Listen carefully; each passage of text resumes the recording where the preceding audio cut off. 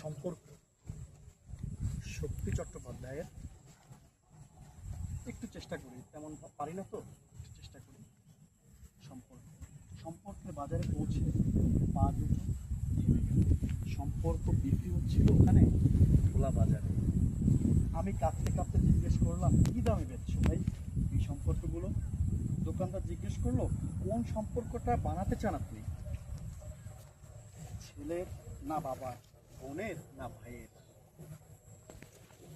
বলুন আপনি কোনটা চান, মানবতার না ভালোবাসার, মায়ের না বিশ্বাসের? বাবুজি কিছু তো বলুন, কোনটি নিতে চান? চুপচাপ দাঁড়িয়ে কেন, ঠিক ভেবে বলুন। ভয়ে বললাম বন্ধু। দোকানদার চোখে বলল, দুনিয়াটা এই সম্পর্কেই টিকে আছে। তবে মাফ করবেন বাবুজি, এই সম্পর্কটা বিক্রির জন্য নয়। এর কোনো দাম দিতে পারবেন না।